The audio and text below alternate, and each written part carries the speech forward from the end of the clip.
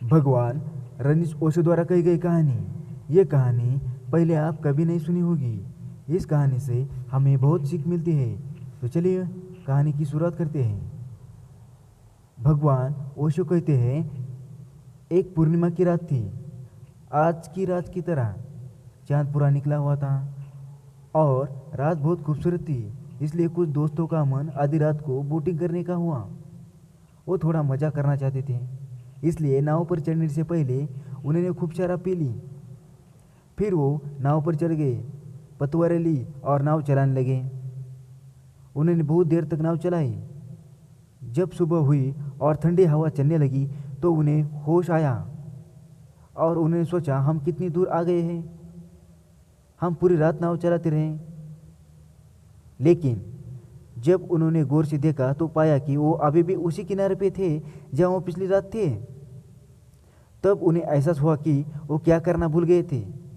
वो नाव को इतनी देर से खेते रहे लेकिन उसे खोलना भूल गए थे वो। और जिसे अपनी नाव को किनारे से नहीं खोला, वो चाहे कितना भी दुख उठाए, कितना भी रोए, इसी अनंत महासागर में वो कहीं पर भी नहीं पहुंच पाएगा। आपकी चेतना की नाव किससे बंधी है? यह आपके शरीर से, आपके विचारों से, आपकी भावना से बंधी है। शरीर, विचार और भावनाएं, यह आपका किनारा है। नशे की हालत में आप जन्मों जन्मों तक, अनंत जन्मों तक नाव चलाते रह सकते हैं। और अनंत जन्मों के बाद जब जागरूक चिंतन, किसी ज्ञान की शीतल हवा आपको छूती है, जब प्रकाश की कोई किरण आपको छूती है और आप जाकर देखते हैं, तो आप पाएंगे कि अपनी अपनी नाव चलाते हुए कई जन्म गंवा दिए और आप उसी किनारे पे बंधे हुए जहां आपने पहले शुरुआत की थी। और तब तक आपको ये साधारण सी बात समझ में आएगी कि आप नाव खोलना ही भूल गए। नाव को खोलना सीखो। नाव चलना बहुत आसान है लेकिन नाव खोलना बहुत मुश्किल है।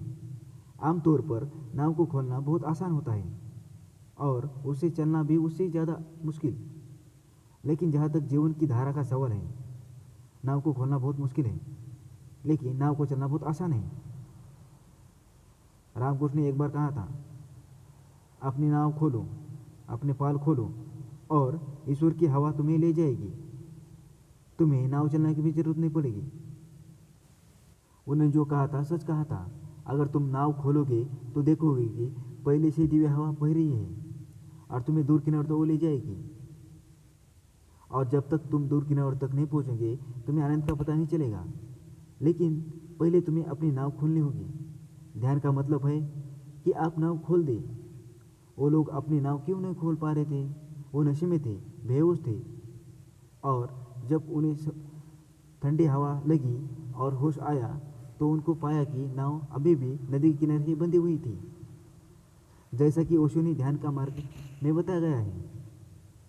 थैंक यू भाई लोग। ऐसे वीडियो देखने के लिए हमारे चैनल को लाइक और सब्सक्राइब करें। वीडियो पसंद आएगी तो